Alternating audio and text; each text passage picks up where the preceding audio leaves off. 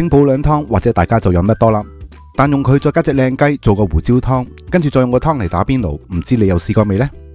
豬肉丸就聽得多啦，乜原來仲有樣嘢叫豬肚丸嘅咩？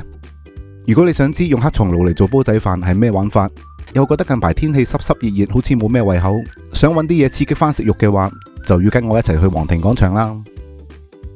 如果你成日北上，都應該對皇庭廣場唔會陌生噶啦。如果你由福田口岸過嚟嘅話，就可以搭4號線去到會展中心，再喺 C 出口沿住商場嘅方向直行。當你去到西廣場出口之後，就可以出翻室外，再轉去左手邊，再行多幾步呢，就嚟到今集我哋食飯嘅順德公廣東豬肚雞啦。咁喺深圳已經有10幾年歷史嘅順德公，除咗佢被評為深圳必食嘅地標美食同埋深圳豬肚雞第1名之外，亦都見到佢攞過唔少嘅獎項。咁同我之前去過嘅順德公一樣啦，呢度嘅裝修都係行現代化之中，但又保留翻少少傳統嘅風格。呢度除咗有幾種唔同款式嘅豬肚雞同埋煲仔飯可以揀之外，亦都有好似用新鮮魚肉做出嚟嘅魚皮餃啊、蝦滑等等嘅餸可以選擇。但係最特別嘅係呢度新出咗一款叫清補涼胡椒雞。咁呢個組合莫講話食啦，就算係聽我都未聽過，所以呢，我哋就決定嗌一煲嚟試試，之後再叫多份1號肚雞同埋幾款餸之後，就可以正式開餐啦。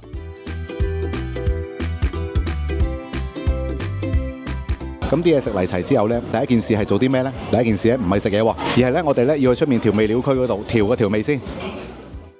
呢度嘅自助調味區大致上同平時打邊爐嘅調味都係差唔多嘅啫，裏面嘅調味料都好齊全，可以俾你自由配搭翻啱心水嘅調味。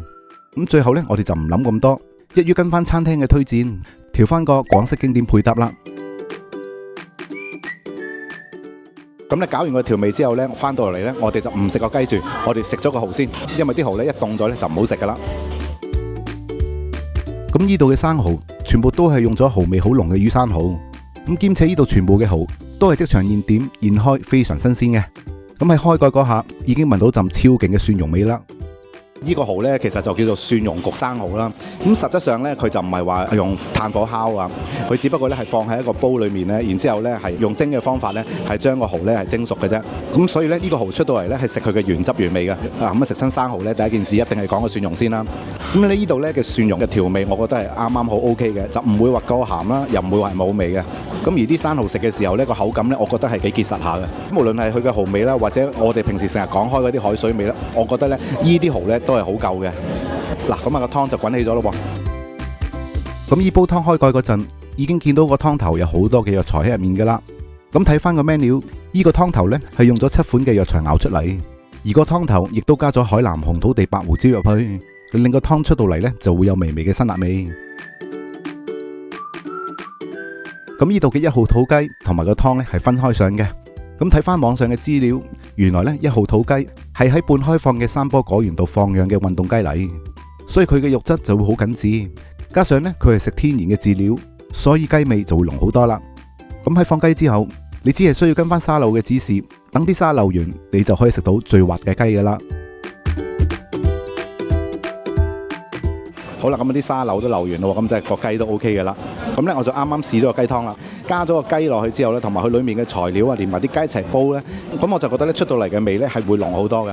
咁而喺呢刻嚟講呢，裡面嘅胡椒味呢都仲未係爆發出嚟嘅。我覺得呢個湯暫時都係未去到最辣嘅程度嘅。咁起碼呢，我唔食得辣嘅我都頂得順呢個湯。嗱，咁裡面嘅雞呢，因為呢我哋啱啱煮起之後呢，就立即攞翻佢上嚟㗎啦，就唔會浸咗喺個湯裡面嘅。咁所以啲雞肉食嘅時候呢，我覺得呢都係好嫩滑下嘅，一啲都唔柴㗎。咁雞有雞味呢啲嘢呢，我就唔再講㗎啦。但係呢，我就覺得呢隻雞呢係唔點任何嘢，淨食嘅話呢，其實我已經覺得係好好食㗎啦。不過呢，我就比較重口味嘅，我呢就中意點翻少少嘅醬油落去。咁因為呢個醬裡面呢係會有啲花生油喺裡面嘅，咁所以點完之後呢，我就覺得呢隻雞嘅出到嚟嘅味道呢就會提升唔少啦。嗱，咁食完個1號肚雞之後呢，我哋就試下個豬肚丸啦。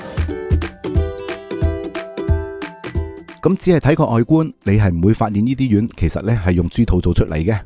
不過呢，我就會建議大家將呢啲胡椒豬肚丸連埋煲個雞嘅清補涼湯一齊食。咁豬肚嘅香加埋胡椒雞湯嘅味，夾出嚟粒豬肚丸呢就會好食好多噶啦。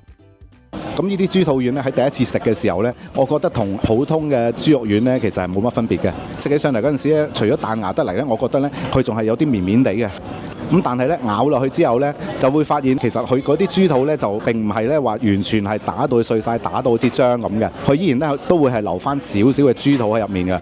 咁再咬落去嘅時候咧，我就覺得佢裡面除咗結實得嚟咧，仲會帶翻少少嘅韌度喺度啊。咁其實呢啲韌度咧就即係頭先我講嘅豬肚嚟嘅。咁同埋呢個豬肚丸食嘅時候咧都係好新鮮啦。咁同埋夾雜咗咧係有輕微嘅胡椒味嘅，加埋呢個清補涼湯底一齊煮咧，我覺得出到嚟嘅味道咧就真係好特別啦。咁接住落嚟咧就試埋個魚皮餃啦。跟住咧我哋就試下呢碟每台都會叫嘅手工魚皮餃啦。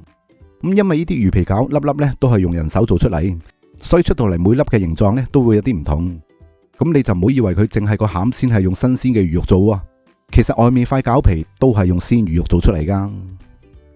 咁呢啲魚皮餃食嘅時候呢，佢個皮呢係好煙韌嘅，裡面嗰啲魚肉呢做得呢都係好結實，就唔會話一咬落去啊全部散晒啊嗰啲咁嘅嘢嘅。咁佢裡面呢係加咗少少咁嘅大地魚粉落去啊，加咗呢個調味之後呢，我就覺得同我哋平時喺街市啊買到嗰啲魚皮餃呢個味道呢就真係好唔同嘅。嗱，咁你就唔好誤會，呢煲飯上面嗰啲係梅菜嚟喎，其實呢，佢全部都係天然嘅黑松露嚟。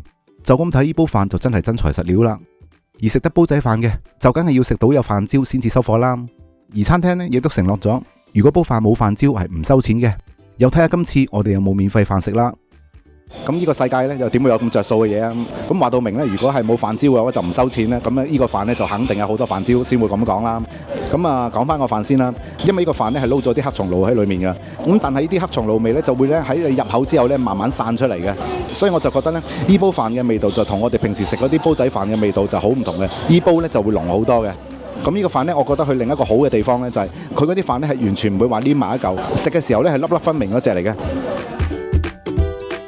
最後嘅高山有機寒白菜，因為佢係喺高海拔冇污染嘅地方度種植，所以我同麻煩嫂都覺得呢啲菜喺焯完之後個味道呢都幾清甜下嘅。咁喺埋單之前，大家就要記得做齊呢3個步驟，跟住呢再俾多1毫子咁大把，就可以食到呢碗老廣燒仙草嚟滋潤下個喉嚨。咁簡單嘅事，我諗你哋都識做噶啦。咁今餐2人均100零蚊就可以食到一煲咁有質素嘅清補涼胡椒雞湯同埋1號土雞。我覺得個價錢都係幾抵食嘅。咁除咗個湯之外，其他嘅胡椒豬肚丸啊，同埋黑松露菌菇煲仔飯，佢哋嘅味道呢都係相當之唔錯。如果你離開順德宮嘅話，就一定要點翻份嚟試試啦。好啦，今集就嚟到呢度，多謝大家收睇，我哋下條片再見啦，拜拜。